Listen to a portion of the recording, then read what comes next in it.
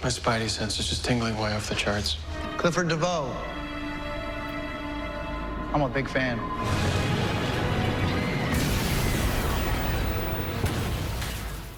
The fastest man alive against the fastest mind alive. So this is going to be my episode 7 video. Just careful for spoilers if you haven't seen it yet. And we'll be talking a little bit about what's going on in the next couple of episodes around the crossover, because the story of the crossover will be separate from what's been happening on The Flash this season. There's a new round of the Flash Ring giveaway. All you have to do to enter is be a subscriber and leave a comment on the video. I'll name a new winner at the end of this. So probably one of the best episodes of the season so far, mostly because it's a mythology episode, and those always tend to do the best, like deep cuts from the comics. So top 10 WTF comic book Easter eggs. There's all kinds of references to pop culture stuff too, like Jack the Ripper. But number 10, the Thinker and his wife explain what was happening back during the events of Season 1, the particle accelerator explosion. This just confirms my theory after seeing the trailer last week. Now, I saw the protest sign, so I just naturally assume, because of the Speed Force effect with the liquid rising, that this was happening with the original particle accelerator explosion. So you get an explainer for what the thinking cap is, why he needs it, what the Thinker's been doing this whole time. He's just a regular college history professor. He keeps talking about how people are doomed to repeat history, and his wife is also a professor at the university. She's like a more hardcore version of Cisco, given a couple more years. Like, Cisco's an engineer, but he doesn't spend a lot of time engineering things nowadays because he's been doing mostly vibe stuff. But the whole idea is that number 9, he's going to use the thinking cap built by his wife to expand his brain's processing power that will give him the ability to solve all of humanity's problems. So this is actually a really important idea, because you see the slow descent throughout the flashbacks as things progress. He slowly loses the ability to walk, he develops advanced ALS. He's not a villain, but he gets so stuck on his plan to make the world better and solve all these problems, like it becomes addictive for him, solving problems, that you start to see through his actions he becomes a villain, like the way he manipulates people. That's really where you get into villain territory, because all great villains usually start out wanting to do something good.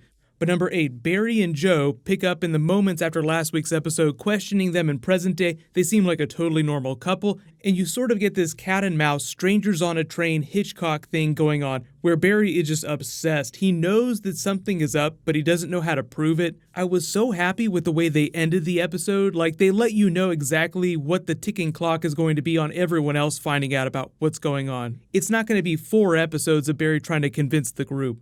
But here's where we get to a lot of our pop culture references. They name drop Blind Swordsman. Turns out Harrison Wells on Earth 2 is a big fan. I love the way that sometimes Cisco starts talking about movies, and it turns out Harrison Wells is also a big fan too. Like, they actually share a lot in common, even though they're sort of like the DC version of The Odd Couple. But the interesting thing about Wells is, like, he steps out of the bushes after they get out of the house. Was it him? Did you guys find anything out? I'm wondering if the Thinker is going to start using Wells' identity against him. Like, remember, we had the flashback to evil Eobard Thawne Harrison Wells.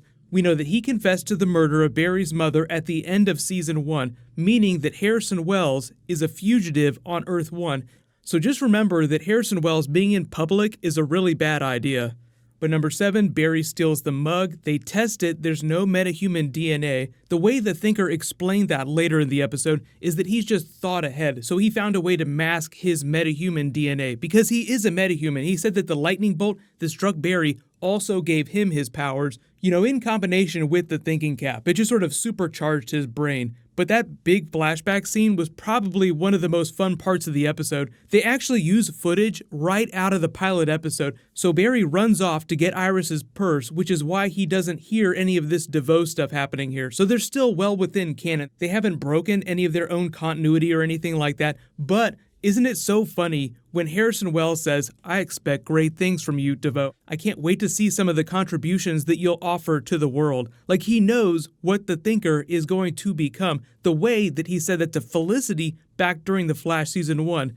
He manipulated everyone to get back home, but also to tangentially create all those new metas. Number 6 was the Spidey Sense shout-out, just because we got the Felicity Hulk shout-out a couple weeks ago, meaning that Marvel Comics is actually a pretty big thing in the DC universe. But a couple weeks ago, in the first episode this season, they did the Stan Lee Excelsior line, so it's almost like Marvel Comics inside this universe of Earth 1 is just as big as Marvel Comics in the real world, in our lives. But number 5, DeVoe starts outmaneuvering Barry. He goes to Captain Singh. He starts manipulating Barry's real life to try and keep him at bay for a little while. Remember, a couple of weeks ago, they talked about how he was going to learn DeVoe's identity ahead of schedule. Like, the Thinker has planned out what his and Barry's encounters are going to look like, when they'll actually fight each other, how that'll go down. Like, he's thought of every conceivable outcome based on the way that Barry thinks. So the obvious solution to that is Barry changing the way that he tackles problems, at least in the short term. But now Captain Singh is on his ass, and he's been suspended for 2 weeks. So I know there were a lot of questions about the picture. How did she get that of him when he was using super speed? So number 4, I think the idea is that Barry is just not used to your usual B&E. He's not Reverse Flash. So like when the Reverse Flash broke into his parents' house and killed his mother, he blurred his face the entire time. And Barry did not do that when he broke into the Thinker's house. So just blame that on the fact that Barry is not used to being a criminal, which is a good thing. It would be weird if he were really good at being a bad person. Like, he doesn't think like a psychopath would the way the Thinker is starting to think. Like, the smarter he gets, the more his body degenerates, the more he gets really cold and calculated about it. But, you know, that twist at the end where he's like, I'm gonna let him get married, because what's loss and pain without love? And, you know, his wife gives him that nice touch on the hand, like, oh, that's so sweet. So they want to differentiate him from other Flash villains by showing you that he's not a murder machine like Savitar was.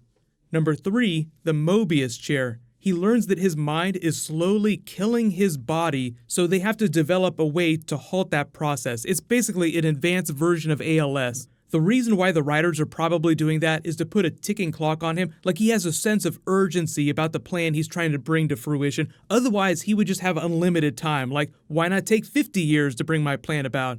So based on the timing of the flashback, the Thinker basically has till the end of this season, and then his body is going to die. Like, he's going to die no matter what, so he needs to complete his task before that happens. And they just call this special space that he's in the vortex chamber. You get the explainer for how he plugs into it, like the top of his head literally comes off and nodes plug into his brain, which is just coursing with energy just to show you how powerful he is. And you also get a couple funny shout-outs during this whole process too. Like, he's like, I want to make the world a better place. Most metahumans get their powers and they want to rob banks or create tornadoes. That's just a reference to back during season 1 when this was happening to the original version of Weather Wizard. But number 2, Wally West comes back from Blue Valley with a major Starro shout-out, fighting a starfish from outer space. So it's like, wow, okay, that's actually a pretty big deal. Maybe they'll reference that in an episode. Maybe it's just a line of dialogue. So that almost makes it sound like he was doing Titans-related stuff, but within the Arrowverse. I know there's a lot of questions about the actual Titans show. He's just talking about stuff that happened in Blue Valley. And the Titans TV show is taking place in Bloodhaven, so completely different place.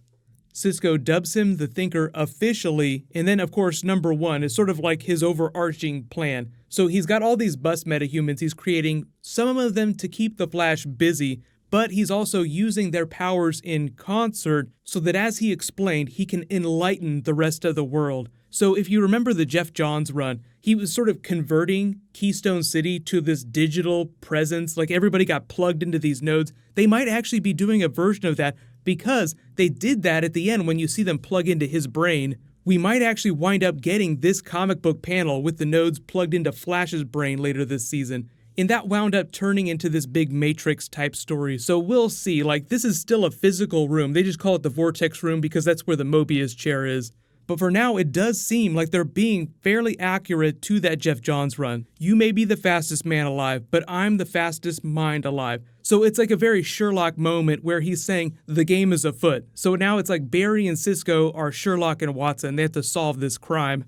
But it is going to get dark. So what'll happen is there'll probably be some more trailers for the crossover, and obviously I got some more Justice League and Flashpoint movie stuff to post this week. But congratulations to the latest giveaway winner, Wheezy. Please private message me on the back end of my channel so I can get your contact details. There'll be a new round when I post new DC. You can click here for my Justice League deleted scenes and alternate post-credits video, and you can click here to learn all about Legion of Superheroes and Brainiac coming to the DC TV universe. Thank you so much for watching. Everybody stay awesome. I'll see you guys tonight.